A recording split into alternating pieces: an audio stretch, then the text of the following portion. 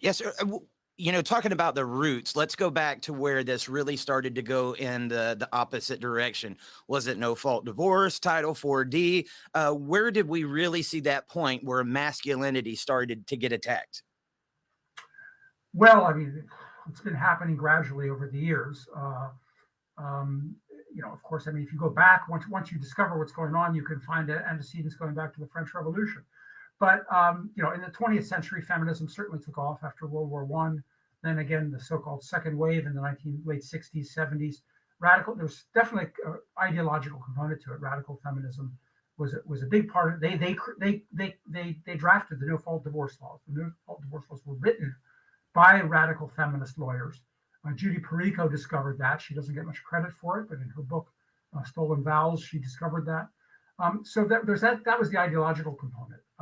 But there was more to it than that. The welfare state had a big role in that. All through the 20th century, the welfare state was growing.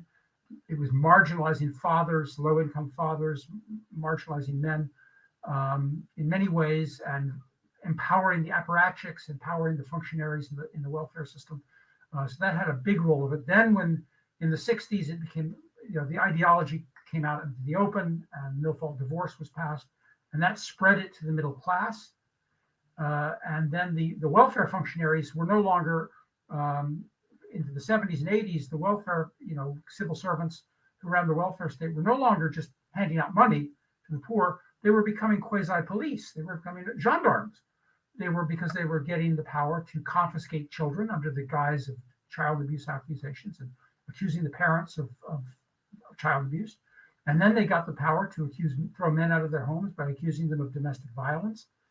And nowadays they're even, criminalizing policemen who try to make sense of all this. So the social work bureaucracy has had a big role in this. Throwing men out of their homes using welfare payments, and then using child abuse accusations, then using domestic violence accusations, then using the child support system. And the child support system in many ways was the coup de grace, because conservatives joined in. Conservatives joined in there with the child, because the child support system was a way for the radicals and the social workers and everything, the radical feminists and the social workers, to punish the men, to get rid of the men, the fathers, to get them in jail, to remove them from their families and put them behind bars. And the conservatives joined in, because for the conservatives, the child support system was a way to reduce the costs of child support, and so-called deadbeat dads to pay their so-called fair share, who they claimed were deserting their families, abandoning their children, which of course they were not doing at all. Not a shred of evidence indicates that men were or are or have been at any point abandoning their children in large numbers, or that that's the main cause of the fatherlessness epidemic, because it's not. But the conservatives joined in the narrative. They joined up with the radical feminists and the welfare, bureaucrats, and they criminalized the men with using the child support system. And of course, the child support system simply makes it worse, because it's just one more subsidy on single motherhood and fatherless homes. So it's plus other evils. So. I mean, just to go into that a little bit more, one of the things I've been talking about this past week is the conservatives all across the country right now are trying to pass this legislation called the Unborn Child Support Act.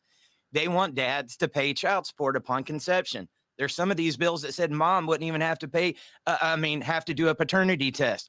They are also retroactive. It didn't say how retroactive. This could be somebody that's got a 10-year-old or a 15-year-old child, and all of a sudden, hey, you got 9 more months of child support you got to pay. Why would they do something like this, Stephen? I don't think that they're ignorant to the consequences that could happen from this, but they also know with the Title 4D and the way this is set up, how much money it can make them.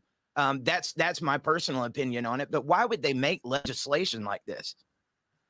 There's a number of reasons. One is simple cowardice. They're terrified of the feminists. They've never been able to stand up to the feminists. They will demonize the homosexualists and the transgenderists. They'll criticize them, and they'll criticize the feminists over abortion.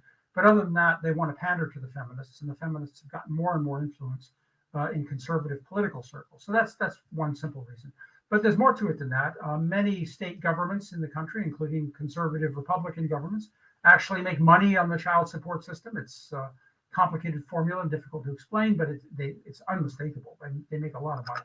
and it's it's money they can do whatever they want with. It comes in. It's subsidized by federal taxpayers. In other words, federal taxpayers are subsidizing single-parent homes and fatherless communities. And state governments, Republicans, they make a lot of money. Republican lawyers make a lot of money on divorce cases, and they're all filling their coffers. There's these dishonest fatherhood programs and marriage programs. The Democrats started them in the Clinton administration, and then the Bush administration copied them.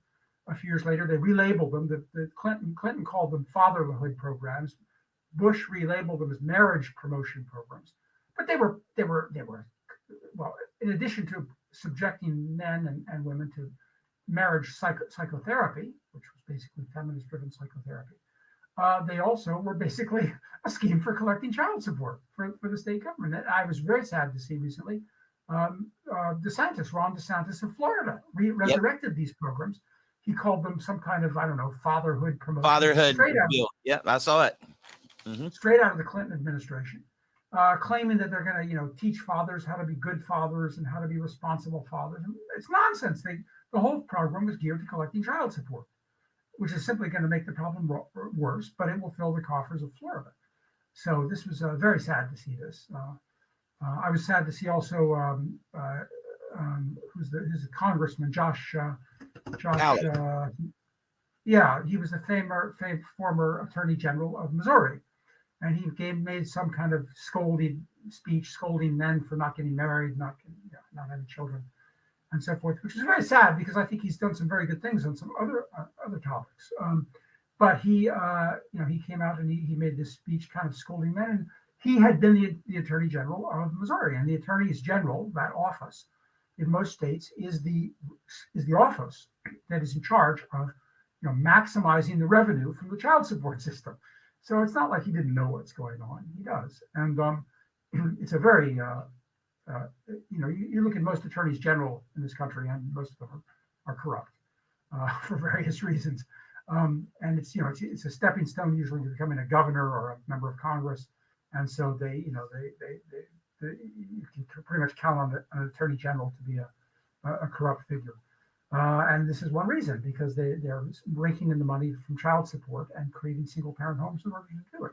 So, yes, sir. We got one of your biggest supporters down here in the comments. He's got a question for you, Mr. Jeff Morgan. He said, do most Republicans realize they are following in the steps of Bill Clinton? Very good question. Yeah, Bill Clinton was the one who, started this. He's the one that started the deadbeat dads. We will find you. We will make you pay.